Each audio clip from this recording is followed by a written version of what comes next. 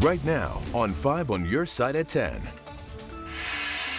Tonight, the CDC raises the monkeypox alert. Our Verified team looks into claims the disease is connected to COVID. Cloudy tomorrow and still warm and humid. More rain is on the way, though. I'll tell you which day will start off with a soaker. And our top story tonight, COVID surge strategies. We have a lot of school-aged children who are testing positive for COVID. How different parts of our region are reacting to rising cases. Back in the orange, COVID cases are on the rise across the region. Good evening, I'm Ann Allred. Mike Bush has the night off. Take a look at what the St. Louis County COVID dashboard shows tonight. While daily case counts are significantly lower than the Omicron surge from winter, they are higher than the peak of last summer's Delta surge. Tonight, both St. Louis City and County are urging people to put the masks back on in crowded indoor places. But our Ryan Henson is live in East St. Louis, where health officials are keeping a close eye on cases. Ryan. Well, and Eastside Health District says they're seeing about an 18% positivity rate. A little bit less than across the river, but still much to be cautious about, and they're urging people, protect yourself. COVID cases on the rise. So is concern at Eastside Health District in the Metro East.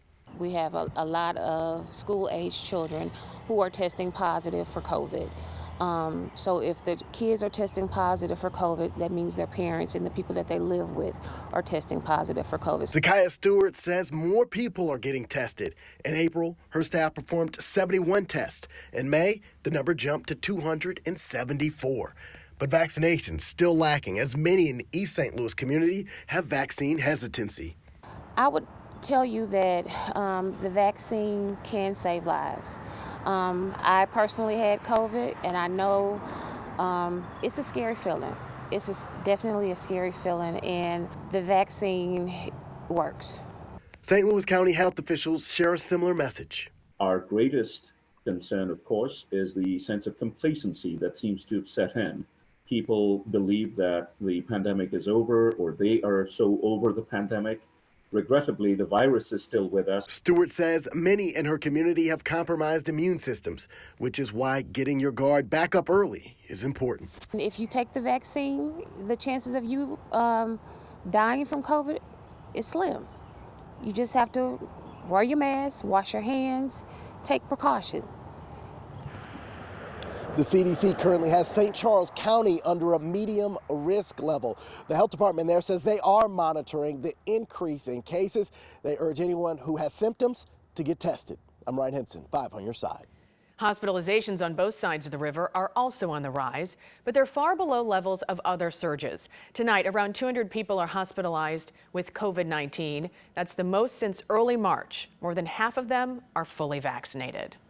Developing tonight, Ferguson police are investigating a deadly shooting. It happened on Canfield Drive, that's off West Florissant.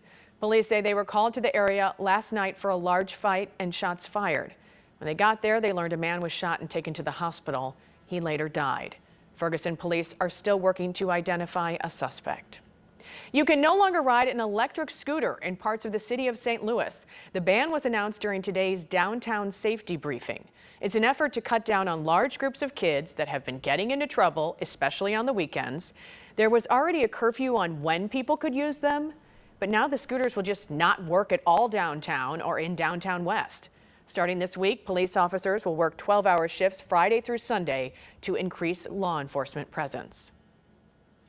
After 15 historic years of being the first black police chief of Belleville, Bill Clay says it's time for him to move on and do something different. Just a couple of hours ago, Clay was appointed as the new director of human resources for the city. And this man right here, Assistant Police Chief Matt Eiskant, has been promoted to be Belleville's next chief.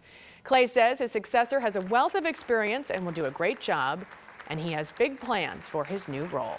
Your customer are the people that you work with, essentially. And so you want to make sure that you do the regulatory parts of it, such as discrimination and harassment training. You want to do workplace safety, risk management. You want to do work comp, unemployment insurance, those things. His last day as police chief is June 20th, and he'll be starting his new role on June 21st. No break for him. Disappointment tonight in two local communities after a longtime local gardening store announced it's closing its doors for good. Our Pepper Baker joins us live from the Bayers Garden Shop that's in South City with reaction from all of their loyal customers. Pepper. And Bayers Garden Shop has been in business for 81 years, spanning over 3 generations of the Bayer family. They opened this location on Hampton Avenue in 1941 before opening their location in Imperial in the 1960s. Now, both locations will close permanently on June 30th. And I spoke to some regulars who are just so sad to see it go. Bayers Garden Shop has served the Green Thumbs of St. Louis for more than 8 decades. I'm 62 years old and probably 50 years I've been shopping here. Actually over 60 years. Well, my family's been coming here since the 70s. It's where Tracy Sanderlin's memories thrive. My mom passed 21 years ago, but it was a family tradition. Every Mother's Day we would come as a family, even when I was little bitty. And my dad would pull the cart, those big flatbed carts, and my mom would just point at everything that she wanted. It's just rows and rows of flowers, and I would play with the snapdragons and make them talk to each other. A flourishing business takes a withering turn. On Monday, Bayers Garden Shop owners announced they are permanently closing because of increased operating costs and staffing shortages. It's almost like another death, you know, another death in the family, because we've been coming here since the 70s. Well, we always come to Bayers, so yeah, we're gonna miss it. It's going to be harder to find things now that they're gone because they've got such a big selection. Bayers Garden Shop and their loyal customers grew together for 81 years. Anybody who does gardening, they know Bayers. I'm glad they were here, and I wish they was gonna be here many, many more years. Hate to see them go. Bayers Garden Shop is offering a 10% discount on all trees and shrubs until they permanently close on June 30th. Live in South City, Pepper Baker, 5 on your side. Tonight, an update to an I-Team investigation into a Festus primate facility where 2 chimps escaped a few years ago. PETA announced it has rescued Tonka from Tonya Haddock's home. The animal is now in the care of Save the Chimps. That's a sanctuary in Florida. According to PETA, Haddock's falsely claimed Tonka had died when they seized 5 other animals last year. PETA says they found Tonka in Haddock's basement, confined to a tiny cage. He was overweight and lacked proper veterinary care. A former Mizzou student who suffered severe brain damage during a frat hazing incident is now at home with his family in Minnesota. Tonight, we're hearing from the family's attorney who's calling for more criminal charges. Daniel Santulli was released from the hospital last week, 8 months after a pledge party at the Phi Gamma Delta house. We're told the 19-year-old is now blind and cannot walk or talk. Last week, prosecutors filed misdemeanor charges against a student from the St. Louis area. The family's attorney is upset none of the fraternity members have been charged under Missouri's hazing laws. You have something here that you almost never have in a hazing case.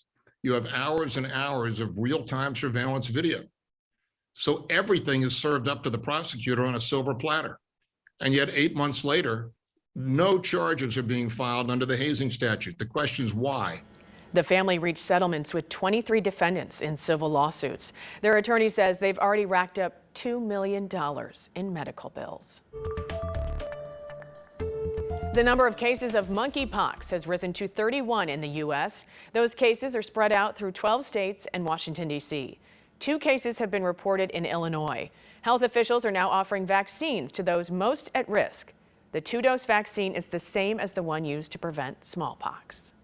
Tonight, online claims about monkeypox seem to be more viral than the virus itself. Our Verify team looked into one connecting monkeypox to the COVID-19 vaccine. Here's Brandon Lewis.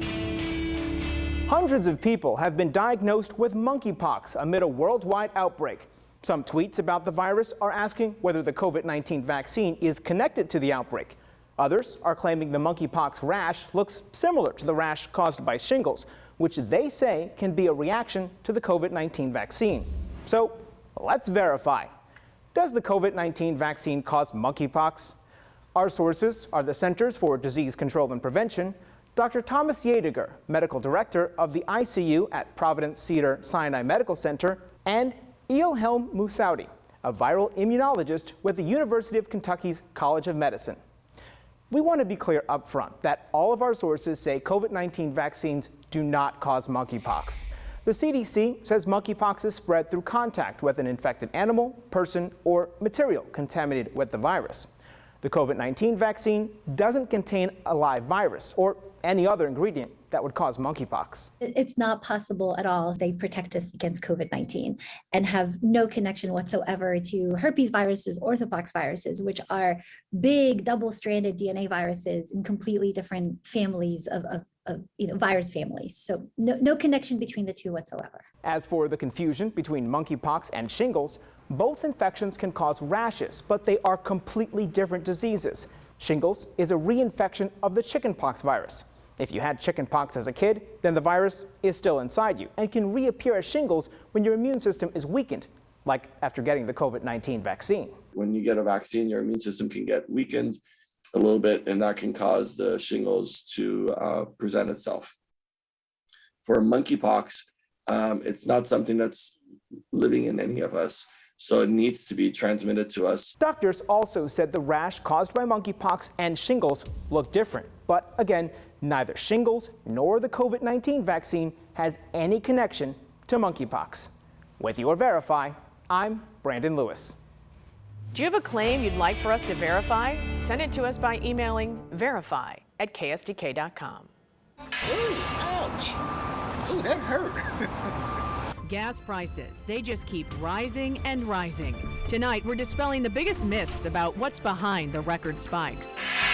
Nursery dangers. A new law has banned some products which promise to help babies sleep. The similar items still on the market, parents should stay away from. Heavier rain is on the way, and it looks like it'll arrive just in time for the Wednesday morning commute. I'll tell you how long it'll stick around.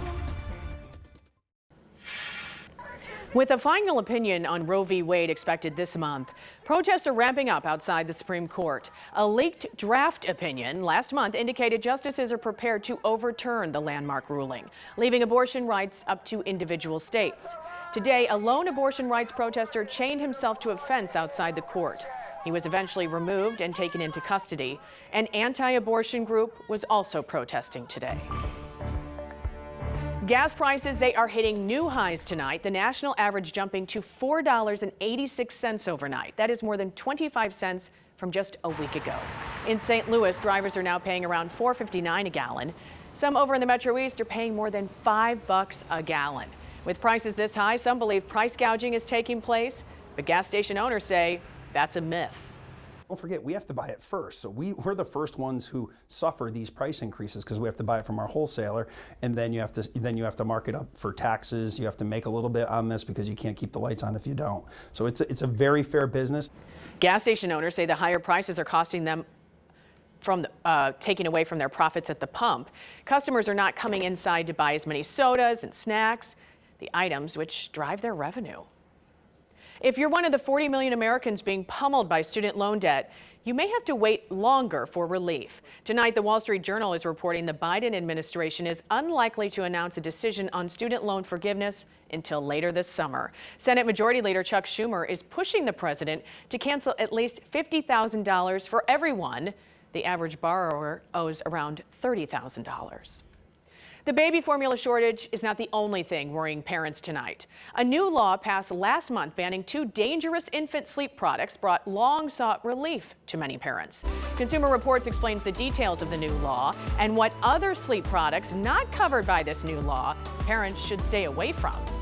I'm grateful to our lawmakers for helping us protect babies when the manufacturers won't. Sarah Thompson's 15-week-old son, Alexander, died while in a Fisher-Price rock-and-play sleeper back in 2011. The popular children's product was on the market for a decade before it was finally recalled in 2019 after a Consumer Reports investigation revealed dozens of deaths tied to the rock-and-play and other infant-inclined sleepers. The reason? The design of the product, specifically their incline, makes them inherently dangerous for infant sleep.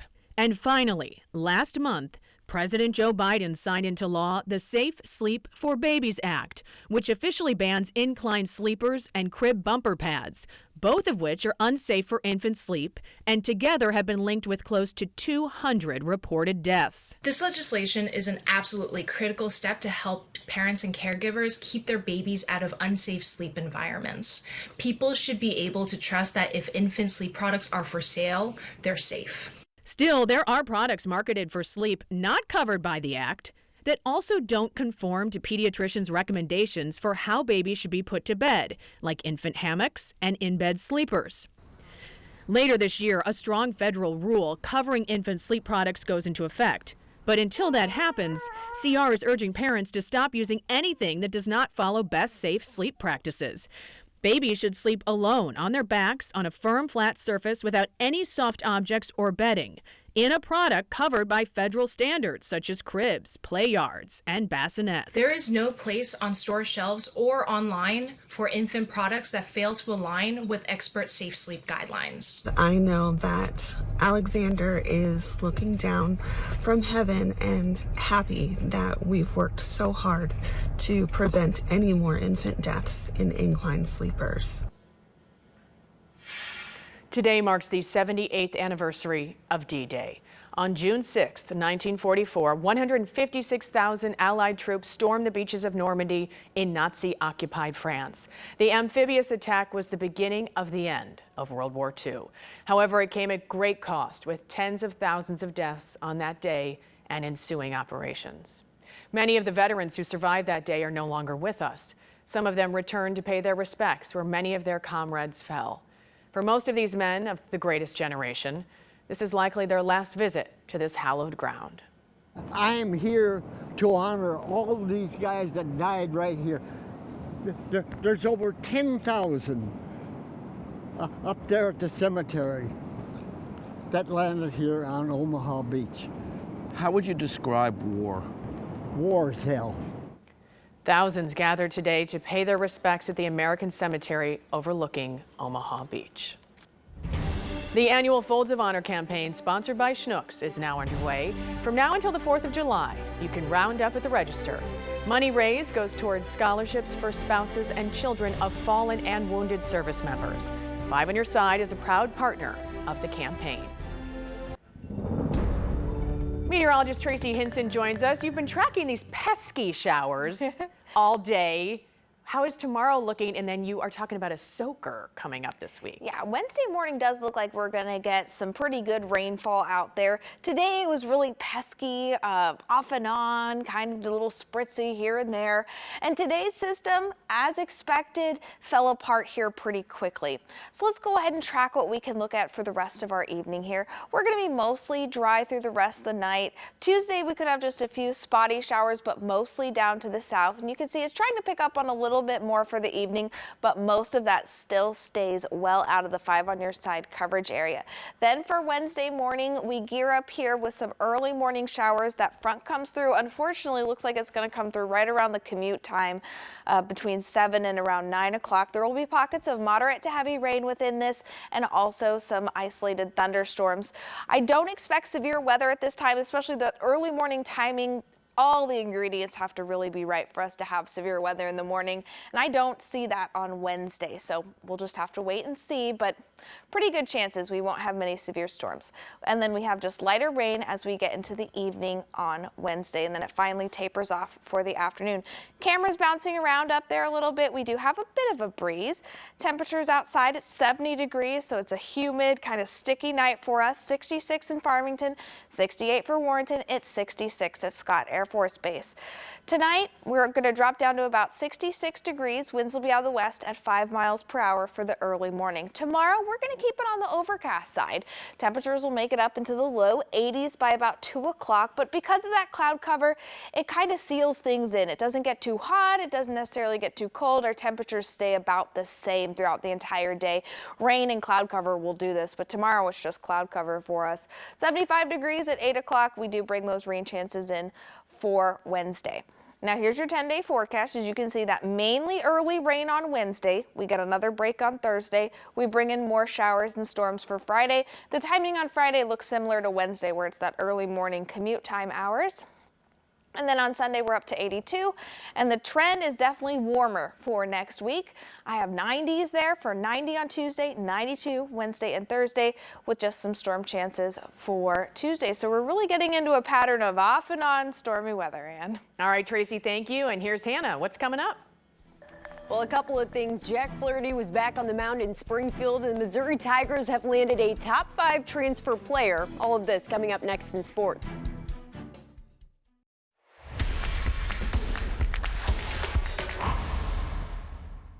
The St. Louis Cardinals are off today before continuing their road trip in Tampa Bay tomorrow, and they took 3 of 5 in Chicago, now sitting at second place in the NL Central, only trailing the Brewers. The Cards have taken a patient approach, bringing Jack Flaherty back from a shoulder pain that ended his spring training. He started his rehab assignment in Springfield yesterday, going 3 innings, retiring all 9 batters he faced on 30 pitches. And based on how he recovers today, the Cards will plot and pilot his next start for 60 pitches. That would put him on track to return to the rotation by the end of the month. And the NASCAR Cup Series weekend has officially concluded. To say it was a success would be an understatement. Roughly 80,000 fans were in attendance, with drivers like Denny Hamlin raving about the facilities and the fan energy. He tweeted a thank you, and he wasn't the only driver who said it was the best race in a long time. Worldwide Technology CEO Dave Stewart says this is more than a race. It's an opportunity to bridge gaps for years to come. We have an opportunity to be able to sharpen the knife, and not only that get better, but also widen the net of opportunities for everyone. And so as I look at this race, it demonstrates that east and west and north and south, and the river doesn't divide us anymore. Illinois and Missouri working together in ways we would never had opportunity to work together before. Dennis Gates has landed himself a top 5 transfer. Former Missouri State forward Isaiah Mosley has committed to play basketball at Mizzou. Mosley averaged 20 points per game last season and hit more than 42% of his attempted 3-pointers. Mosley picked Mizzou over Kansas and Mississippi State, a huge get for the Tigers today. The Edwardsville baseball team is headed to state. They beat Plainfield North in the Illinois 4A Super Sectionals on a Cole Funkhauser walk-off hit today. The final score was 3-2, and the Edwardsville girls softball Super Sectional game was postponed. Highland lost to Muhammad Seymour in the 3A softball Super Sectionals. More coverage on that coming up tomorrow.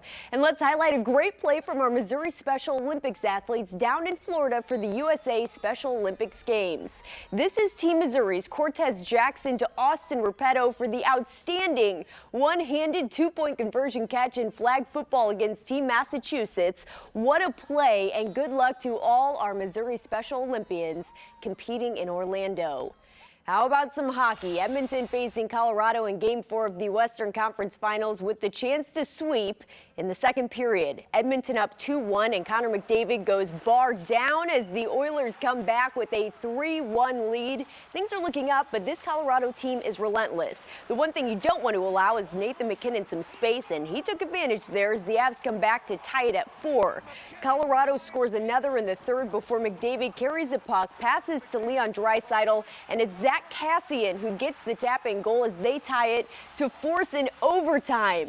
OT off the face-off. Avs take control to Cale Makar again. He shoots it. Arturi Lehkonen is there for the OT winning goal tonight as Colorado wins 6-5 to sweep the Oilers and advance to the Stanley Cup Finals. There was no Evander Kane or Nazem Kadri tonight in Game 4. Kane was suspended for 1 game for this hit on Kadri, who is expected to miss the remainder of the playoffs as he reportedly undergoes thumb surgery.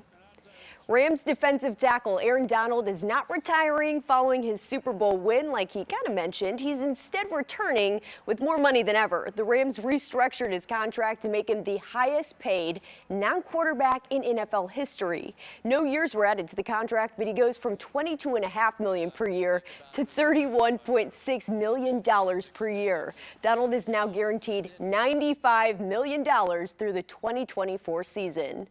That's a deal. Not a bad deal there, Ann. Yeah. But that is it for sports. Back to you. They rework it and they get nothing and he gets more money, basically? Yep, that's basically how that one worked out. Wow. All right. Thank you, Hannah.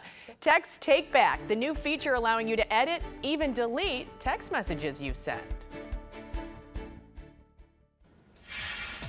Ever send a text message you regret? We all have. Well, Apple users will soon have the ability to edit or unsend iMessages. It's part of the iOS 16 update rolling out later this year. You'll also be able to track your Uber or a sporting event even when your screen is locked. And if you use Apple Pay, a new policy will let you buy now, pay later.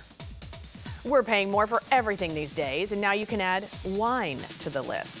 Wineries are dealing with a bottle shortage, so they're having to pay more. They're also paying more for fuel and fertilizer. Economists say those costs will be passed on to the customer, especially at the smaller wineries. So run to the store and stock up now. That's all for our 5 on your side at 10. The Tonight Show starring Jimmy Fallon is next. His guests Adam Sandler and Ben Falcone. Start your day with Today in St. Louis beginning at 4:30 a.m. Have a great tomorrow.